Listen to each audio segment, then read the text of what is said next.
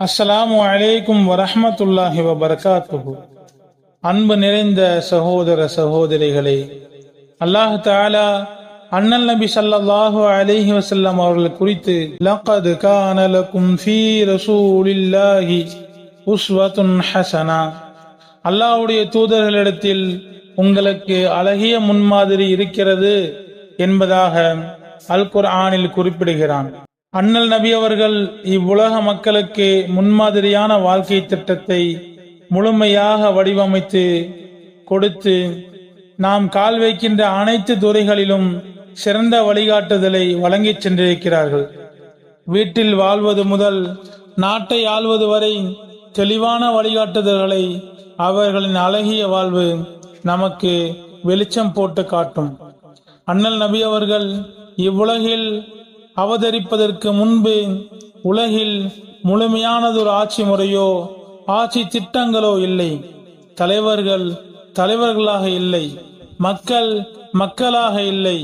மனம் போன போக்கிலே தான் தோன்றிகளாக வாழ்ந்த அந்த மக்களுக்கு முழுமையான வாழ்க்கை கட்டமைப்பை உருவாக்கி மக்களாக இருந்த அவர்களை மக்களாக வடிவமைத்த பெருமை அண்ணல் நபியை சாரும்.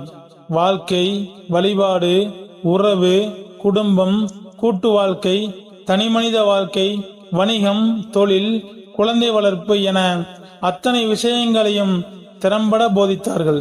குறிப்பாக தெளிவான ஓர் அரசியல் அமைப்பை கட்டமைத்தார்கள்.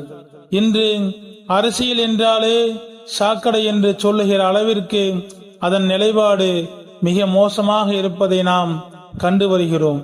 இன்றைய சில தலைவர்கள் மக்களின் கூக்குரலை செவிமடுப்பதும் இல்லை, மக்கள் அந்த தலைவர்களுக்கு கட்டுப்படுவதும் இல்லை. ஆனால் அண்ணல் நபி ஸல்லல்லாஹு அலைஹி வஸல்லம் அவர்கள் சிறந்த மக்களை உருவாக்கினார்கள்.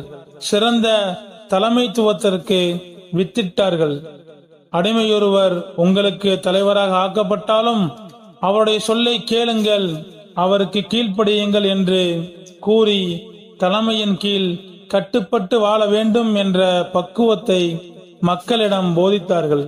மக்களுக்கு ஊழியம் செய்பவன்தான் மக்களுக்கு தலைவனாக இருக்க முடியும் என்று கூறி சிறந்த தலைமைத்துவத்தின் இலக்கணத்தை தலைவர்களுக்கு புரிய வைத்தார்கள் நபியவர்கள். இன்றைய காலகட்டத்தில் ஓர் ஆட்சியை பிடிக்க, ஓர் தலைமைத்துவத்தை தக்க வைத்துக் கொள்ள எதையும் செய்ய துணிந்த இன்றைய தலைவர்களுக்கு மத்தியில் பதவி மோகம் குறித்து ஆட்சி தலைமையை நீங்களாக கேட்காதீர்கள். நீங்களாக கேட்டு அது உங்களுக்கு வழங்கப்பட்டால் அதோடு தனியாக விடப்படுவீர்கள். அதில் இறைவனின் உதவி உங்களுக்கு கிடைக்காது. நீங்களாகவே கேட்காமல் அது உங்களின் கரம் வந்து சேர்ந்தால் அதில் இறைவனின் உதவி உங்களுக்கு கிடைக்கும் என்ற அண்ணல் நபி அவர்களின் நாவில் வெளிவந்த வார்த்தைகள் பொன்னெழுத்துக்களால் பொறிக்கப்பட வேண்டியவை.